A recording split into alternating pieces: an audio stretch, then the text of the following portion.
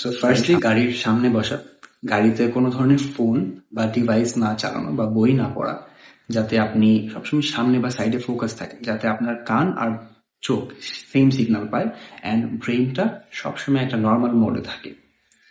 Third of all, আপনি কোনো গাড়িতে বা কোনো যানবাহনে ওঠার আগে হেভি কিছু খাবেন না, অয়েলি কিছু খাবেন না যেটা ডাইজেস্ট করতে বেশি সময় লাগে।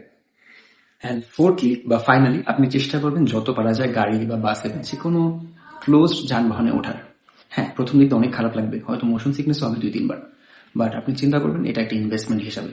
কারণ এটা ওভারকাম করাটা যে কত বড় একটা রিলিফ, সেটা আপনি যত বয়স বাড়বে বা এক্সপিরিয়েন্স বাড়বে সেটা বুঝতে পারবেন। অ্যান্ড টু ফিনিশ অফ, আমি কি বলতে পারি যে আমি পুরোপুরি মোশন সিকনেস কাটিয়ে উঠেছি? ইয়েস, আলহামদুলিল্লাহ।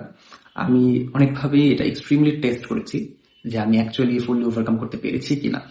সো দেখা যেত যে আমার মাইক্রোতে সবচেয়ে বেশি খারাপ লাগতো, তো আমি মাইক্রোতে চেষ্টা করেছি ফোন চালানোর বা বই পড়ার, and it was completely fine. Recently আমি নেপাল গিয়েছিলাম, সো সেখানে আপনি যখন অন্নপূর্ণার রাস্তায় যাবেন, সেটা খুবই ভাঙাচোরা একটা রাস্তা, মানে খুবই বাজে রাস্তা। তো সেখানে যাওয়ার ফলে অনেককেই আমার মাইক্রোতে আমি মোশন সিকনেসে ভুগতে দেখেছি, যাদের মোশন সিকনেস ছিল না। কিন্তু throughout the period, initially I close my eyes for the first 1 hour. যখনই আমার ব্রেন একটা স্টেবল স্টেটে চলে গিয়েছে অ্যান্ড ব্যালেন্সটা আমি মেনটেন করতে পেরেছি, আমি 7 ঘন্টা জার্নি কোনো হিকআপ ছাড়াই পার করেছি। অ্যান্ড উইথ দ্যাট আমি মনে করি যে yes, it's ongoing process, you can always improve, but once you train it you become really good at it. So এটা তো শেয়ার করলাম আমার পার্সোনাল একটা story.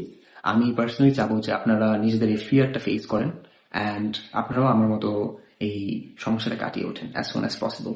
Till then, see you in the next video and Ramadan Mubarak.